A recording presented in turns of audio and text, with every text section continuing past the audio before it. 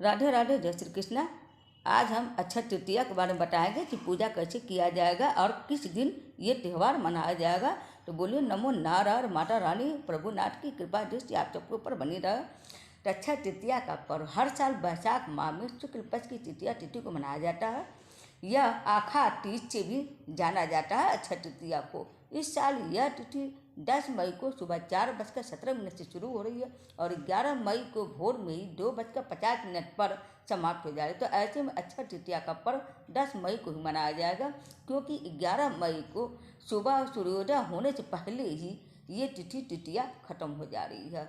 माँ की पूजा का मुहूर्त 10 मई को सुबह 5:33 से लेकर दोपहर 12:18 पर के समय में पूजा करना है माता रानी का इस दिन पूजा करने से घर में सुख शांति सुख समृद्धि की बात होती है और सारे मनोरथ की पूर्ति होती है। अच्छा का मतलब है कि किसी भी चीज़ का क्षय ना होना। अगर आप बुरा काम करते हैं तो उसका भी क्षय नहीं होगा। इससे आप बुरे कर्म से बचे रहिएगा, अच्छा कर्म करते रहिएगा। धार्मिक काम, दान, स्नान, व्रत और जो भी अच्छा काम है वो आप करिए इस दिन, जिसका क्षय ना होने से आपकी ज़िंदगी में सुखी और शांति बरकरार रहे। अच्छा तृतीया के दिन खरीदारी करने का बहुत ही ज़्यादा अच्छा मुहूर्त माना जाता है।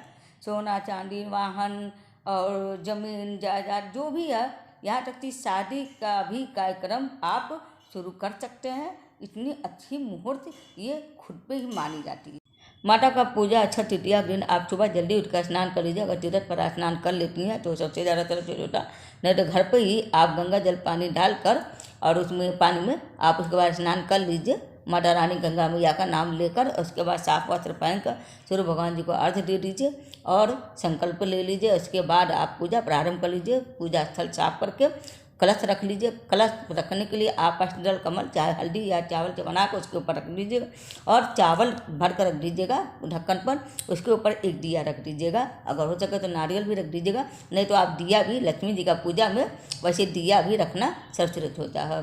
तो इसके बाद से आप भगवान विष्णु जी का और लक्ष्मी जी और गणेश भगवान जी का अक्षत फूल, हल्दी, कुमकुम वगैरह से, चंदन से पूजा आप शुरू कर लीजिए। उसके बाद भगवान जी का और लक्ष्मी माता का मंत्र का उच्चारण कर लीजिए और चालीसा वगैरह पढ़ लीजिए। उसके बाद सूक्त जरूर पढ़ लीजिएगा। माता रानी का श्री सूक्त जो होता है वो आप जरूर एक बार पढ़ लीजिएगा।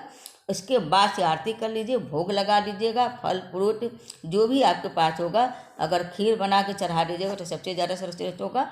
इस तरह से आप भोग लगाकर और आरती कर कर आप पूजा संपन्न कर सकते हैं। उसके बाद शाम को आप फिर से माता रानी का दिया जलाते वक्त संध्या टाइम में आप पूजा कर लीजिएगा, आरती कर लीजिएगा। उसके बाद से आप पूजा संपन्न कर लीजिएगा भोग लगाने के बाद। इस तरह से आप अक्षय तृतीया दिन दोनों वक्त पूजा कर सकती हैं। और सोना चांदी जो भी आपके आर्थिक स्थिति में है, सामर्थ्य में है, आप लोग खरीदारी जरूर कर लीजिएगा। तो माता रानी की जय हो। अक्षय तृतीया के दिन आप सबका माता रानी कल्याण करें। अक्षय तृतीया धार्मिक प्रक्रिया से बहुत ही ज़्यादा महत्वपूर्ण होता है। इस तिथि को युगादि तिथि भी कहा जाता है। इस दिन भगवान विष्णु के परशुराम अवतार का जन्म हुआ था।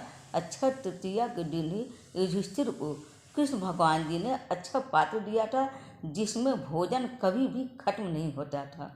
इसी पात्र से युधिष्ठिर अपने ज़रूरतमंद लोगों को भोजन करवाते थे। इसीलिए अक्षय तृतीया के दिन दान पुण्य करने का भी विशेष महत्व माना जाता है और किया जाता है। तो इसी दिन त्रेता युग और सतयुग की भी प्रारंभ हुई थी अक्षय तृतीया के दिन ही, और गंगा माता का अवतरण भी धरती पर इसी दिन हुई थी। इस तिथि के दिन ही वेद व्यास जी श्री गणेश द्वारा महाभारत ग्रंथ के लेखन का प्रारंभ किए गए थे। इसीलिए इस तिथि को बहुत ही ज़्यादा महत्वपूर्ण महत्व दिया जाता है।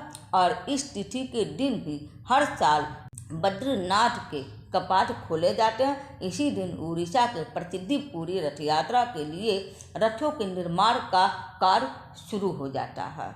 इसीलिए अक्षय तृतीया का त्यौहार बड़े धूमधाम से मनाया जाता है, क्योंकि अक्षय तृतीया के दिन ही बहुत सारे कार्यक्रम धार्मिक दृष्टि से शुरू हुए थे। उम्मीद है आप सबको मेरा वीडियो पसंद आया होगा। हरे कृष्ण, हरे महादेव।